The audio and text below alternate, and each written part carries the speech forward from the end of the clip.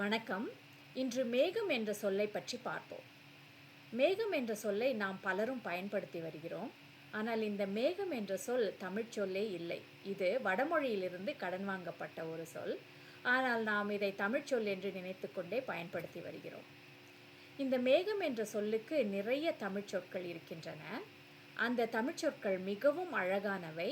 அவை யாவை என்று இந்த பதிவில் நாம் பார்ப்போம். இந்த மேகம் என்ற ஒன்று வானிருந்து கீழிறங்கி வந்து கடலில் தன்னைத்தானே அமிழ்த்தி தண்ணீரை முகந்து கொள்ளும் பொழுது இதனை நாம் கொண்மு என்கிறோம்.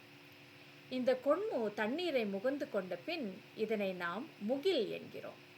இந்த முகில் மேலெழுந்து செல்லும் பொழுது இதனை நாம் எழிலி என்கிறோம்.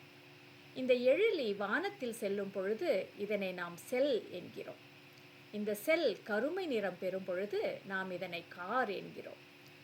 இந்த கார் பெய்து அந்த நிறத்தை இழக்கும் பொழுது இதனை நாம் மங்குல் என்கிறோம். இது கூட்டமாக அசையும் பொழுது கொண்டல் எனப்படுகிறது. பருவத்தை பெய்யும் பொழுது நாம் இதை மாறி என்கிறோம். வானெல்லாம் பரவி திரண்டு நிற்கும் பொழுது இது விண்டு எனப்படுகிறது.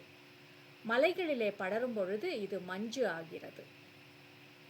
புகையாக இது நிற்கும் பொழுது காளம் எனப்படுகிறது.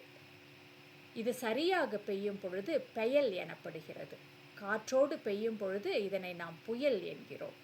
ஒரு ஒழுங்கான ஓசையோடு இது பெய்யும் பொழுது இது குயின் எனப்படுகிறது. அதிகமாக கொட்டும் பொழுது இதனை நாம் வாரி என்கிறோம்.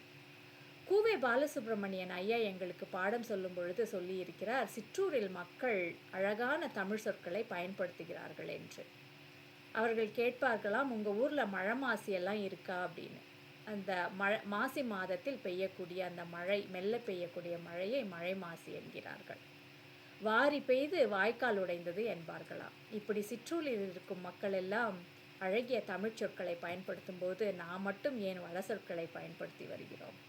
இன்றிலிருந்து மேகத்திற்கு மாறாக கொண்மு, முகில், எழிலி, செல், கார், மங்கூல், கொண்டல், மாரி, விண்டு, மஞ்சு, பெயல், புயல், காளம், குயின், வாரி இது போன்ற சொற்களை, தமிழ்ச் சொற்களை பயன்படுத்துவோமா? நன்றி, வணக்கம்.